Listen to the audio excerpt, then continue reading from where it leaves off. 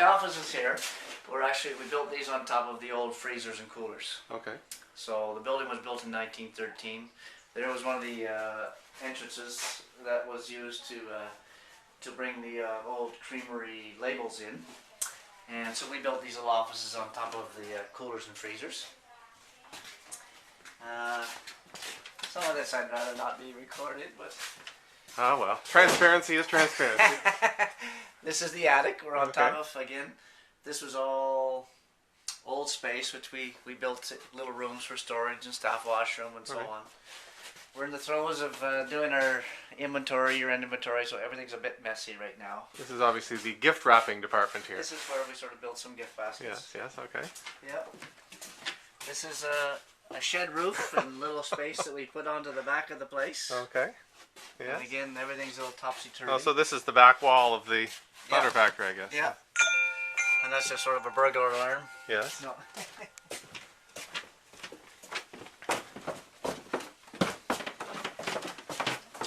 Every spring, probably in about, when it warms up, Yeah. we repaint, like we redo the floors and repaint the stairs. Just like the ferry. Yeah, exactly. Yeah, So yeah. exactly, just like the ferry. So this is the back end of our building. This is where we normally ship our orders out. And you're saving on refrigeration costs by letting nature refrigerate for you. That's right. This end of the building's not heated. Yeah. Yeah. In the summer, it's relatively cool as well. And we're not here. We're not cooking, so we'll be allowed in with no hairnets. Ah, okay. Our staff have been trained to bark at me or anyone else who comes in without a hairnet.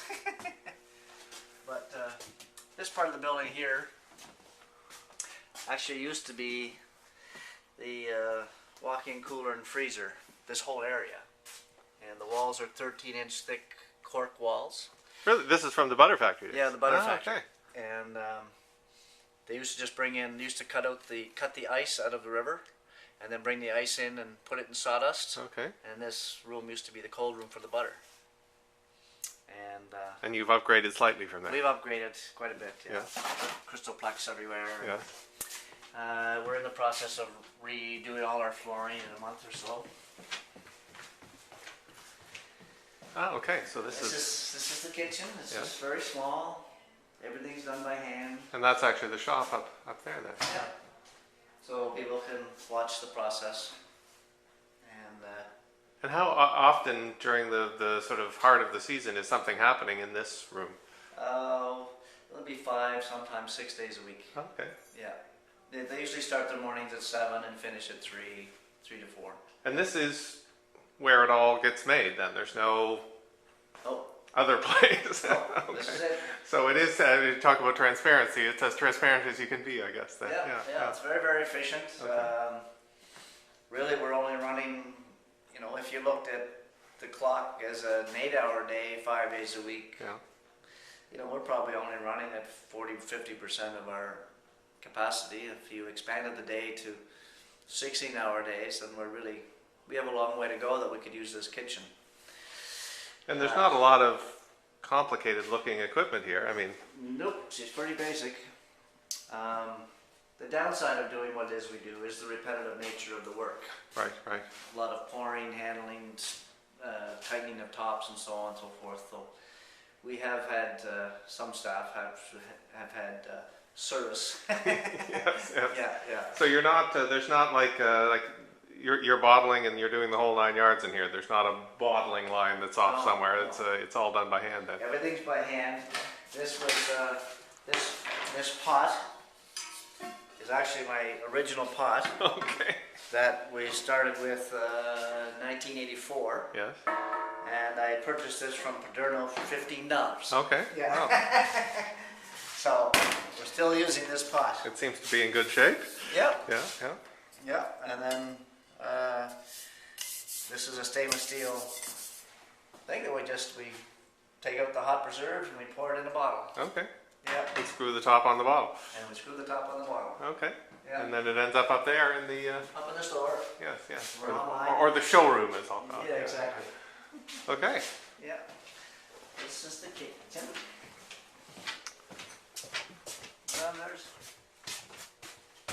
our storeroom for Oh, yes, labels. We're now printing our own. Oh, so you haven't always done that then?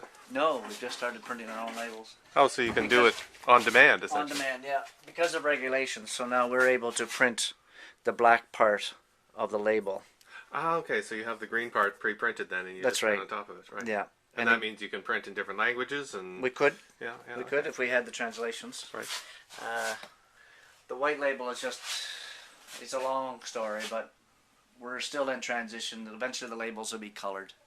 And the reason then that it says American shelf over there is because that would be American labeling? That's right. So it's usually done on demand, but in the case of Christmas, in mail order, we did up a number of items in advance. Do you actually have to make the American product differently, or you just label it differently? It has to be labeled differently. Right, right. Their font sizes,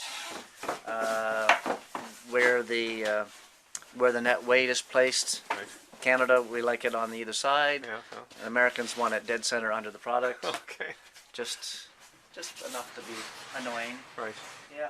And do you have to figure that out just for the U.S. especially? I mean, if somebody orders from Spain, you don't have to. No issues. No, okay. No issues. Just Americans. Oh, okay. Yeah. Yeah. Not to say you don't welcome orders from Americans. No, very much so. Yeah, and yeah. and it's not.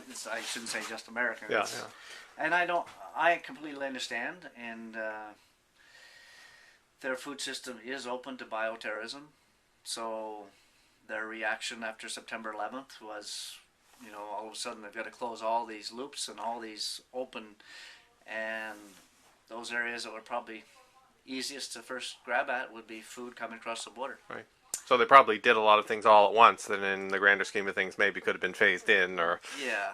But I thought they were very gracious. They flew myself and two other small food people in Canada, one from British Columbia, one from Ontario, and they flew us to Washington, D.C., and we met with about 60 of the bureaucracy for FDA, and they wanted to know, from our perspective, what some of the issues were going to be. And the law had already been placed. Right. So we shared them with the difficulties we were going to have, and where they could tweak and what they could change. They did, and I was very, very impressed. Oh, good. Yeah. Okay.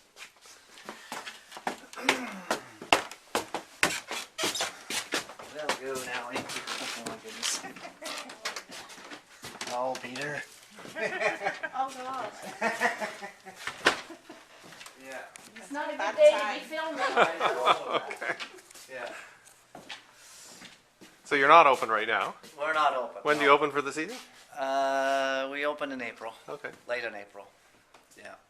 So we're 21st of April. 21st of April. And so this on a July day, this is a much busier place then. Yes, exactly. Yes. Yeah. Yeah. And so tell me something about what's on the shelves here. Well, probably 80% of what we sell through the store is product that we've made or have been involved in the process some way or another. This coffee, for example, is roasted by Robert in Charlottetown, and we've been buying our coffee from him, I'm guessing 15 years. Yes. We have some sauces that are made for us by a good friend from Goa, India. Right. So she lives in Ontario, and she makes this for us. And so we have a few other small food people from Canada, Kitchen Connoisseur, Garlic Box, McGarrigal's mustards from Ottawa. And would they all be sort of part of the same part of the food ecosystem as you? Is that Yes, yeah. generally true to say? These are women, ladies that I've met. They would have been in the business for perhaps as long as I have been. Right. So I met them. They were good people. They had wonderful products. So it was a natural fit for our store. Do you do anything on the sort of savory side yourself, or is that's other people's contribution? We do a little bit. We used to do something called lobster antipasto, Yes. and we used to sell lots of it. And then the internet, we got discovered by a Canadian Food Inspection Agency, Okay. and came and shut us down on making lobster antipasto. Okay. So now you don't make it anymore. No, we don't make it Right. anymore. So, but we make pepper jellies, hot pepper, red pepper. Right. We do make barbecue sauces. everybody loves our salsas. Yes. It's a cherry and a peach salsa made with fruit and rhubarb and so on. And our preserves, of course. And most or all or some, or how much of the ingredients are you able to source locally here on the island? Probably if I were to take the total tonnage of what we use, I would say probably 50 to 60% Okay. of what we use comes from the I mean, there are obviously some things that are just not grown here, but oranges and lemons, yeah. which is a large component of our recipe. Oh, okay. We don't use citric acid. We only use fresh juice. Right. So we use fresh orange juice, fresh lemon juice. So to get fresh juice, we need fresh oranges and lemons. Right. And we use a lot of that. And then, of course, we use local blueberries, black currants, strawberries, some raspberries, Nova Scotia cherries. I liken my purchase habits to throwing a stone in the center of a pond and trying to get to the center as quickly. So we only buy from the next ripple if we have to, and then the next ripple. Right. So we go from here, and then we go Nova Scotia, New Brunswick, Ontario, Quebec, or Quebec, Ontario, whatever the case might be. Yeah. And there's no fruit coming in from anywhere else but Canada. Yep. Okay. Yeah. And more. Yeah, just more or less the same, Yeah. same product. And these we make homemade syrups and sauces. Of course, the one being that there's no seeds or flesh of the fruit, and the other is. Right. And then something we started doing a number of years ago, making our own fruit cakes and bark. And our big thing has been our shortbreads. We started probably 6 years ago with a couple 100 dozen shortbreads. And on average now we're making 12 to 14,000 dozen, all by hand. That's a lot of dozen, and you're making those here too? We're making them all here. Okay. Yeah, in our bakery. Right. You can take a peek down the restaurant, but it's empty. Okay. We do bring in bone china from all around the world. We're going to be putting a focus this year on primarily bone china from England, which is getting rare and harder to find. Yeah. So now, are we leaving the old butter factory and going into new construction, or? No, this is still the old butter Oh, factory. okay. And I can attest that it's quite a bit colder here than it is the last time I was here. So. Yes, there's no heat in this room. Yeah.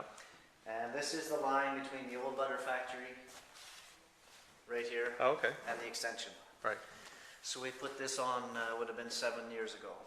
And was that when you started serving food, like restaurant food here, or did you do that actually before that? No, we did that in this room. Oh, you did. Okay. Yeah, we had 45 seats. Just in this part in this right area here. here, but you can see the back wall. Yes. That's where the back wall was. Okay. It was very cramped. Yeah. And we were inclined to expand after someone wanted to have their small wedding party here. Yes. We started with 30 guests and ended up at 66. So this is the ice that used to cool the butter. Yeah. That I guess most of your visitors never get a chance to see. So. No. I'd really like to put a webcam out here at the Yeah. in the end of the building. Oh, it's a beautiful view. It really is. And who did your stained glass? A good friend from Nova Scotia. Her name is Sharon Laska Okay. in Maitland, Nova Scotia. It's amazing the things you notice when you're not sitting here and very hungry and waiting for your food to come. Yeah. Oh, and you've got quilts on the roof too. Yeah. And again, are those are local quilts? Well, or? no, I wouldn't know. I can't No. say local. Okay. They are local somewhere on the other side of the world. Oh, okay, yeah, so somebody's local, yeah. Yeah. But they are hand stitched. Why would you want to take local quilts and put them up on the roof? They should be covering you in your bed. Yeah, exactly. Yeah. Well, it's just pricing too. Yes. Yeah.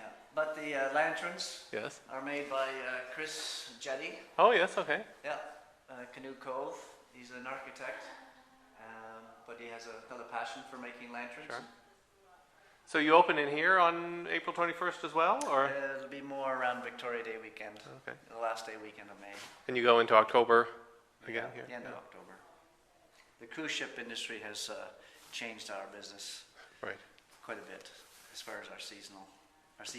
And how much overlap between what you're doing in the prepared food and what you're doing in the fresh food is there in terms of, are you using preserves in the menu, or like, do you make a point of using preserves on the menu, or are they sort of two completely separate worlds? We've treated them as two different separate worlds. Yeah. But we're actually in the process of looking at all that we do sell out front and how it is we can incorporate it into our menu Yeah, okay. for this year. So Right. for 2010, that will be a new thing. And working it as much through our desserts as our main menu as well. Yeah, Okay. Wow. yeah. Yeah, it's a lovely room. I'll take you into the kitchen. Oh, my goodness. Might have to turn some lights up here.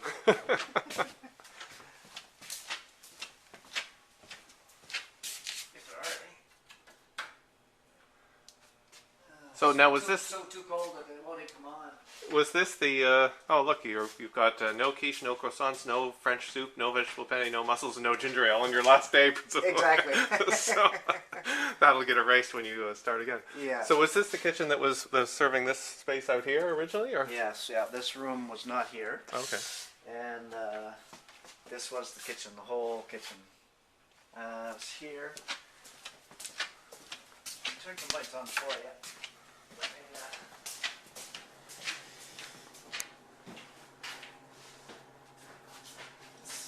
so it's energy efficient lights, they don't Yeah, like the cold that's either. right, yeah.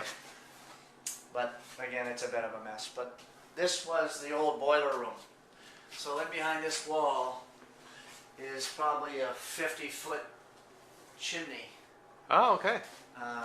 And the boiler used to be in this room, which my father-in-law brought in his cutting torches, and we cut the old boiler in about 6 pieces and had to have a crane pull it out of here.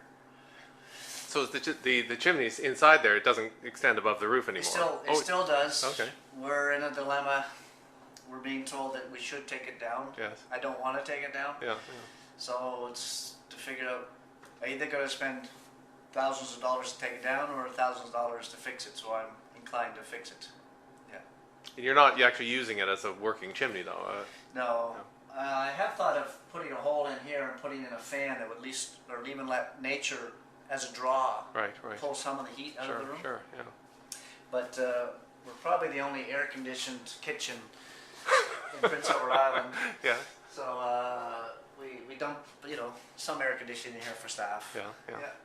And are you? I mean, you were talking about the menu before, but are the people who are preparing the food here and the people who are preparing the prepared food? That's sort of two separate teams of people, by and large, or? By and large, Yeah, yeah. yeah. Though we do have staff that will go from here down there. Yes. Yeah. Yeah, when there's need, or if there's not enough to do here, there's always something to do. Yeah. Okay. Yeah. Kitchen.